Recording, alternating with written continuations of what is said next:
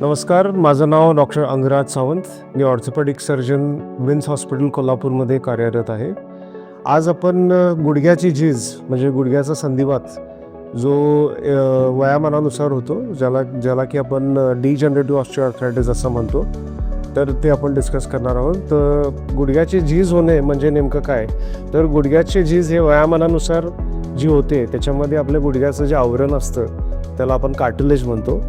त्याचं कार्टिलेज जेव्हा ते थिन डाऊन होतं, जेव्हा ते कार्टिलेज पातळ होतं वयामानानुसार, तसंच गुडघ्यामध्ये सायनोव्हेल फ्लुइड असतं, ते कमी झाल्याने गुडघ्याची झीज व्हायला सुरुवात होते आणि त्याच्यामुळेच गुडघेदुखीलाही सुरुवात होते. तर त्याच्यामध्ये प्रमुख कारणे म्हणजे एकतर एज डिजनरेटिव्ह चेंजेस, दुसरं कारण म्हणजे ट्रॉमा असेल किंवा कोणाला इंजुरी झाल्या असेल, या पेशंट्सच्यामध्ये यंगर एजमध्ये आर्थरायटिस हे दिसून येतं. आणि काहीच्यामध्ये बऱ्याच वेळा वेट्स ओबेसिटी ही कारण आहे, ज्याच्यामुळे गुडघ्याच्यावर बराच प्रेशर पडतं आणि त्याचं आर्थरायटिस दिसून येतं. त्याची प्रमुख लक्षणे म्हणजे काय की गुडघा दुखणे, तसंच म्हणजे की गुडघा सकाळी उठल्या उठल्या दुखणे किंवा काही मॉर्निंग वॉक करायचं असेल तेव्हा दुखणे. आणि ह्या रोजच्या ज्या डेली ॲक्टिव्हिटीज असतात, काहींना किचनमध्ये काम करायचं असेल, काहींना वॉकिंग करायचं असेल आणि बऱ्याच वेळा काहींना जॉगिंग करायचं असेल, रनिंग करायचं असेल, याच्यामध्येही ह्या डेली ॲक्टिव्हिटीज ज्या असतात त्या पेशंट्सला आरामात करता येत नाहीत आणि मग ह्या गुडघ्यादुखीमुळेच हे बाकीचे सगळे त्रास आपल्याला दिसून येतात. आणि या पेशंट्स जे असतात तर मोस्टली एज वाईज जे होतं त्यांना 60+ एजमध्ये हे आपल्याला दिसून येतात. आणि जेव्हा हे पेशंट्स आमच्याकडे येतात तेव्हा आम्ही त्यांना OPDमध्ये पहिला तरी क्लिनिकली आम्ही त्यांना व्यवस्थित बघून घेतो. त्याच्यामध्ये क्लिनिकल बघितल्यानंतर आम्हाला कळते की त्यांना झीज कितपत झालेलं आहे, कुठला ग्रेड आहे त्यांचा झीज झालेल्याचा, आणि त्याच्यानंतर आम्ही त्यांचं प्रॉपर काउन्सिलिंग करतो की कशामुळे तुम्हाला झालेलं आहे, त्याची प्रॉपर हिस्ट्री घेतली जाते. आणि त्याच्यानंतर आम्ही त्यांना ॲडवाईस करतो की आपण लागलंच तर एक्सरेज करून घेऊ. त्याच्या पुढचे एक्सरेज झाले की आपण एक्सरेजमध्ये दिसून येते की कुठल्या स्टेजची आर्थरायटिस आहे.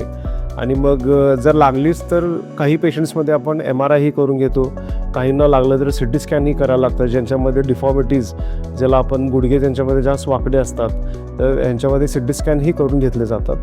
आणि त्यानंतर जेव्हा हे सगळे इन्व्हेस्टिगेशन झालेले असतात, क्लिनिकल इन्व्हेस्टिगेशन्स आणि ऑल्सो नॉर्मल जे मशीनच्याद्वारे इन्व्हेस्टिगेशन्स केले जातात, हे झाल्यानंतर जेव्हा हे कन्फर्म होतं की आर्थरायटिस आहे तुम्हाला, म्हणजे ज्या पेशंट्सना आर्थरायटिस आहे त्यांच्यामध्ये आम्ही जाऊन त्यांना वेगवेगळे ऑप्शन्स अकॉर्डिंग टू त्यांना जो त्रास आहे त्याच्याप्रमाणे आपण हे ऑप्शन्स त्यांना दिले जातात.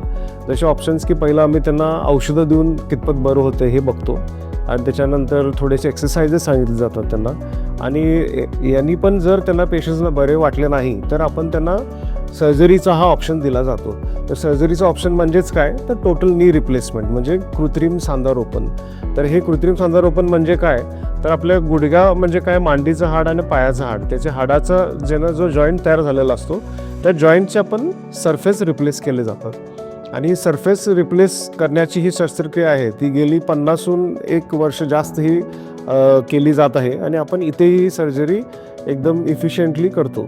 तर याच्यामध्ये टोटली रिप्लेसमेंट ह्याच्यामध्ये बऱ्याचशा वेगवेगळे प्रकारचे मेटल्स यूज केले जातात. आणि याचप्रमाणे काय होतं की गुडघ्याचं जे खराब झालेलं आवरण असतं ते आपण सर्जरीद्वारे काढून त्याच्यामध्ये आपण मेटलनी फिक्स केले जाते. तर ही सर्जरी केल्याने पेशंटला बरेच फायदे असतात आणि याचे डिटेलमध्ये टोटली रिप्लेसमेंट काय आहे हे आपण पुढच्या वेळी जरूर डिस्कस करू.